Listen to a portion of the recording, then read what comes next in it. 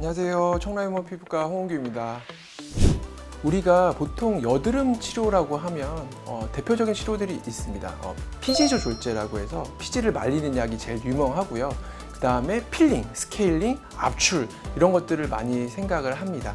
결국은 여드름을 발생시키는 가장 대표적인 기전 자체가 피지 분비가 많아지고 거기에 세균이 증식하고 염증이 생기는 거라고 생각하시는 분들이 많아서 그래요. 엄밀히 얘기하면 다 맞는 얘기인데요. 여드름 환자는 크게 두 부류로 나눌 수 있을 것 같아요. 우리가 일반적으로 생각하는 여드름, 피지 분비가 많아지고 피부에 노폐물과 각질이 많이 차서 생겨서 오는 분들, 그런 분들은 강한 치료를 하는 게 무조건 도움이 됩니다. 그래서 피지 조절제를 먹이고 강한 스케일링을 하고 압출을 해서 약간 청소한다는 개념으로 접근을 합니다.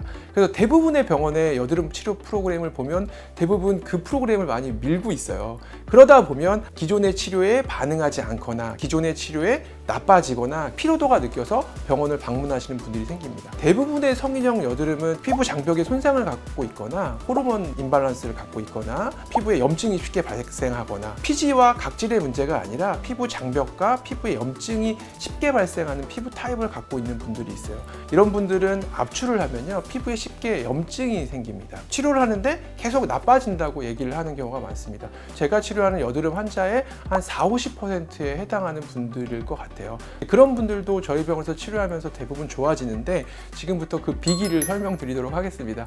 보통은 그런 환자분들이 오면요, 저희는 필링이나 일반적인 피지 조절제 이런 치료를 하지는 않습니다. 대부분 관리 위주로 피부를 진정시키면서 회복시켜주는 치료를 권합니다. 대표적인 장비가 이제 콜드 플라즈마, 트랜스킨이라는 장비입니다. 피부의 자극이 되게 덜하고요. 피부 장벽을 튼튼하게 해주면서 피부의 염증을 줄여줍니다. 다른 병원에서 필링이나 압출을 통해서 피부가 화가 날 대로 화가 나 있는 거죠. 일단은 진정이 필요해요. 여드름 치료 분명히 필요한데 어느 정도의 염증을 줄여주고 거기 있는 균들을 조금 죽이고 치료를 시작하는 게 맞기 때문에 이런 분들은 한 5회에서 10회 정도 이제 콜드 플라즈마 방식의 트랜스킨이라는 장비를 이용해서 진정 치료를 하고요. 열을 발생시키지 않는 치료를 해야 되는데요. 대표적인 치료가 또 초음파죠. 초음파를 이용해서 피부를 진정시키면서 되게 필요한 곳만 부분적으로 압출을 하고 염증을 줄여주는 데 초점을 맞습니다. 그래서 어느 정도 피부 장벽이나 피부 상태가 회복된 다음에 그 다음에 조금 더 공격적인 압출을 하거나 조금 피부에 노폐물이 있다면 가벼운 스케일링 정도를 하면서 치료를 하면은 민감성 피부 환자분들도 좋아지는 것을 경험하실 수 있습니다.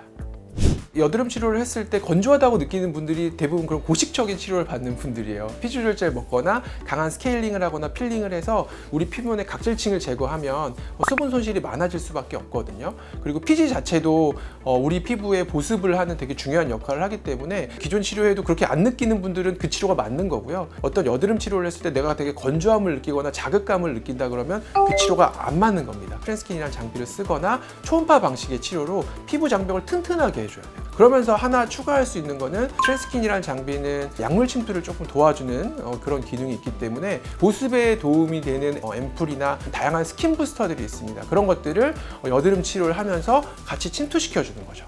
그러면 고식적인 치료에 예민해진 피부나 건조함 이런 것들이 많이 개선되는 것을 볼 수 있습니다. 그래서 내가 여드름 치료를 받는데 점점 나빠지는 느낌, 그 다음에 너무 건조해지는 느낌 이런 게 있다 그러면 치료를 한번 바꿔줄 필요가 있고 담당 원장님이랑 상의하셔서 그런 문제들을 해결하면서 치료를 해야지 여드름 치료를 꾸준히 받을 수 있고 결국은 결론적으로 피부가 예민해지지 않으면서 여드름도 좋아지실 수 있습니다. 대부분의 우리가 여드름 치료를 하는 장비들은 여드름 흉터 개선에 도움을 줄 수가 있습니다. 산불이 났을 때 불을 빨리 꺼주는 게 좋잖아요. 그런 것처럼 여드름이 발생했을 때는 여드름 자국, 여드름 흉터로 진행되는데 의사들이 얘기하는 여드름 흉터는 폐임을 말하는 거고요. 환자분들은 조금 더 넓게 생각을 해요. 여드름 착색이나 여드름에 의한 불금증까지도 여드름 흉터라고 생각을 합니다.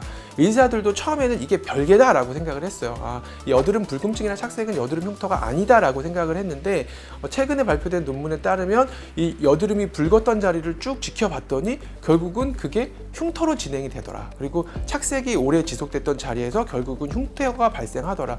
그 얘기는 뭐냐면 여드름이 났을 때 여드름 붉은 구음증과 착색을 빨리 치료해줘야지 흉터가 덜 생긴다라고 생각을 하시면 돼요. 초음파나 콜드 플라즈마 방식의 장비들이 프락셔널 레이저, 피부에 상처를 내는 그런 흉터 치료 장비처럼 흉터의 치료에 효과가 있는 게 아니라 우리가 여드름을 빨리 개선시킴으로써 그리고 여드름 붉은 자국이나 착색을 빨리 해결시켜 줌으로써 흉터로 진행하는 것을 막아주고 치료에 도움을 줄 수 있다는 것은 밝혀져 있다고 생각하시면 됩니다.